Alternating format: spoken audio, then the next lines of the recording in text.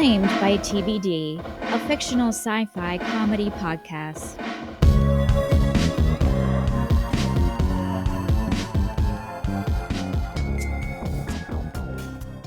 Chapter 10. Slow Burn.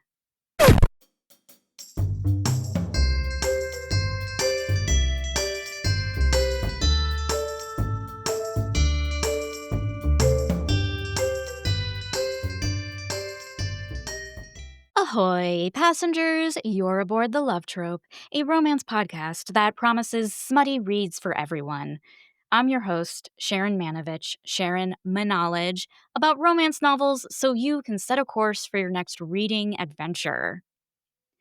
And today we are slowing things down.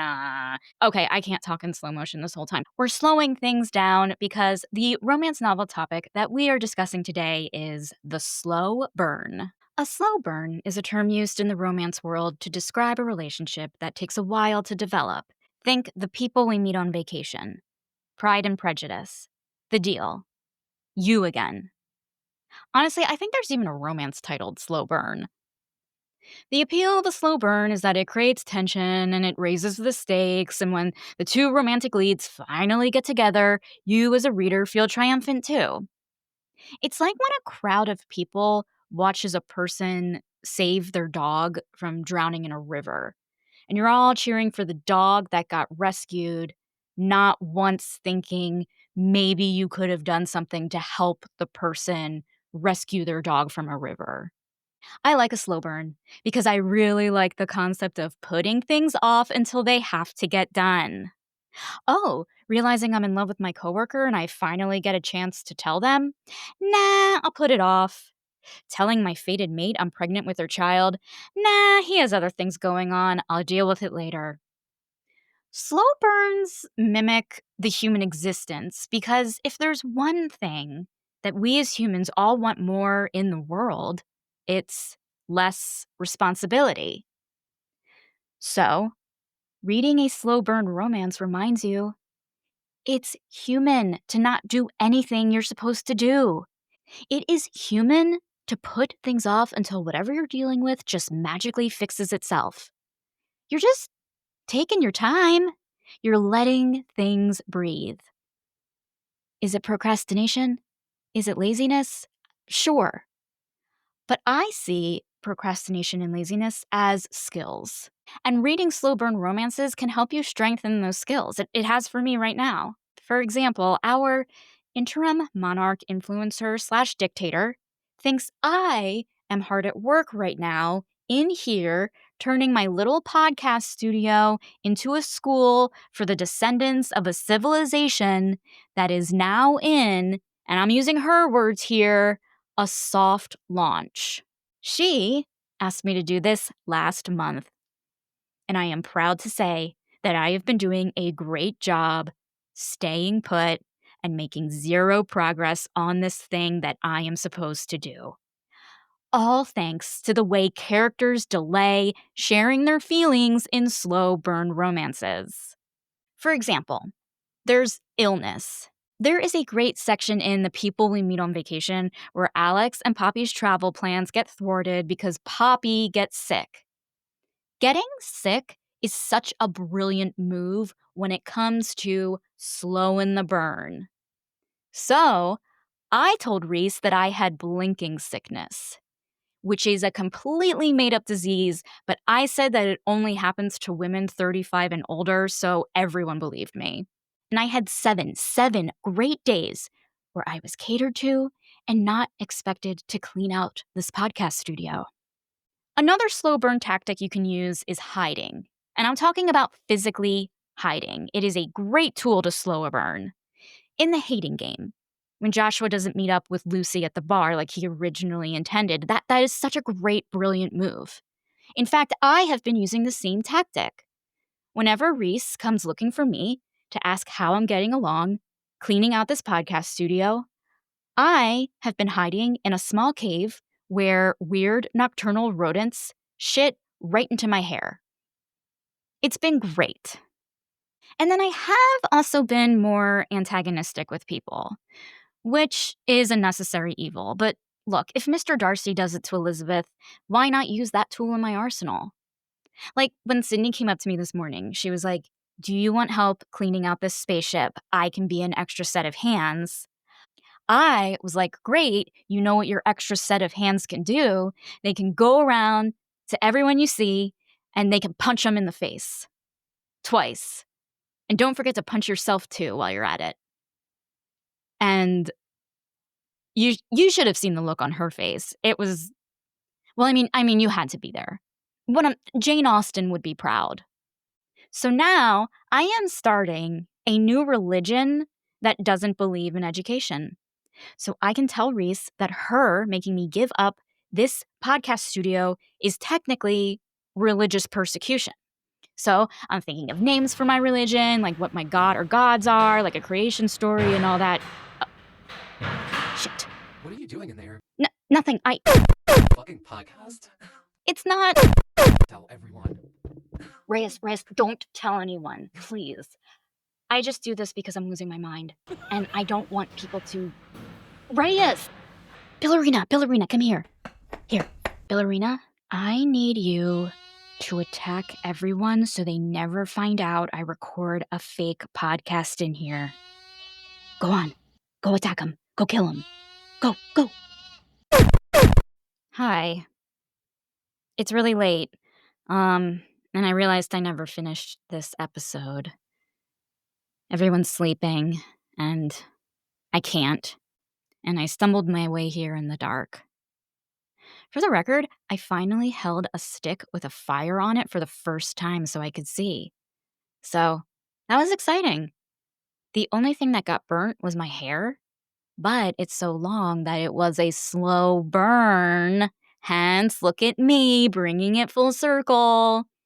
You know, as much as I love slow burns when it comes to romance, slow burns doesn't always have to do with love. Sometimes it's about internal growth and realizing you're not as alone as you think you are. So Reyes discovered what I do in here. What I really do in here. Recording a pretend podcast. And he told everyone as I was in here, humiliated, thinking of ways I could spontaneously die without, having to do anything.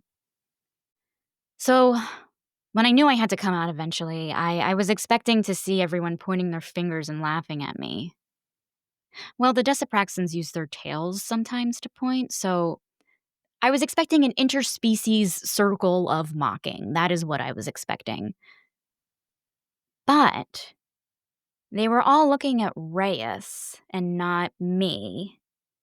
And they were looking at him like when you were a kid and you would see your teacher outside of school and they were wearing a hat backwards and you're just like, what? But Reyes was all like, "You don't understand. She's pretending to do a podcast in there, a fake podcast."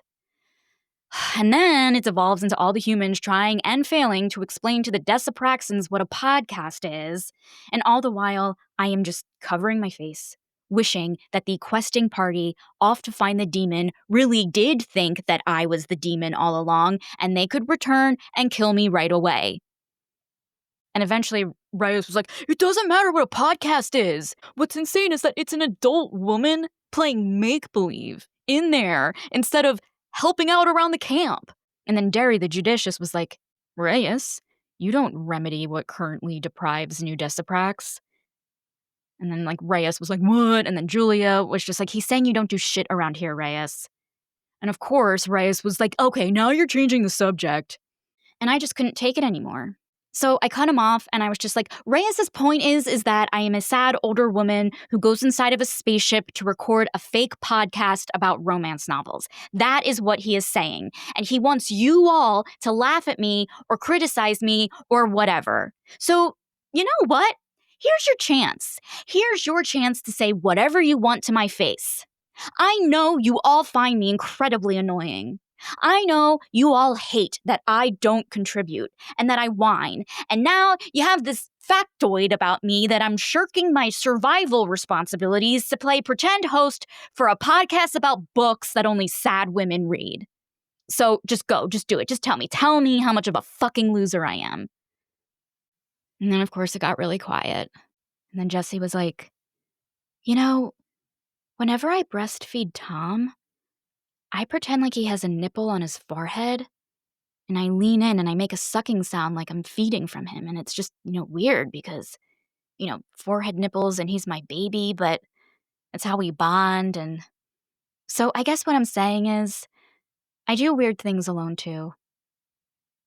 And then Blem was like, all life forms execute bizarre rituals when they're in unescorted environs. I often mimic being adorned with your human leg shirts and wrap my tail around my torso as sort of a cincture. He was obviously referring to a belt. Blem likes to pretend his tail is a belt when he's alone. And then Reese was like, I pretend to be the Little Mermaid whenever I take a bath in the lake. And then Gress was like, oh, when I transert, I stroke my cock with cadence and chant melodic mouth noises. And it did take a second for all of us to figure out what he was saying. But then, simultaneously, we all realized that Gress the Mighty just admitted to singing while he jerks off and plants his jizz in the jizz garden. And we all just burst into laughter. The Decipraxins, the humans, everyone who didn't go off on this quest. And I just had my first experience on the planet of New Deciprax that wasn't incredibly traumatic. I don't know. I guess what's reassuring is that I irritate people not because of who I am as a person, but because of what I'm not contributing to our terrible situation. And if I don't get my happily ever after, maybe my slow burn is that realization. I'm not a bad person. I'm just a person who's bad at stuff. This has been Sharon Manovich, sharing my knowledge about romance novels. Bon voyage, and I'll see you next time aboard the Love Trope.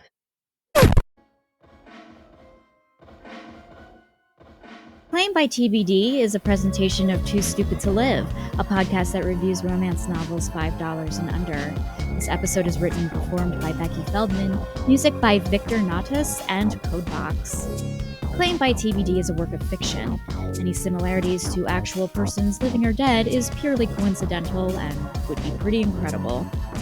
Thank you for listening and subscribing. Bye!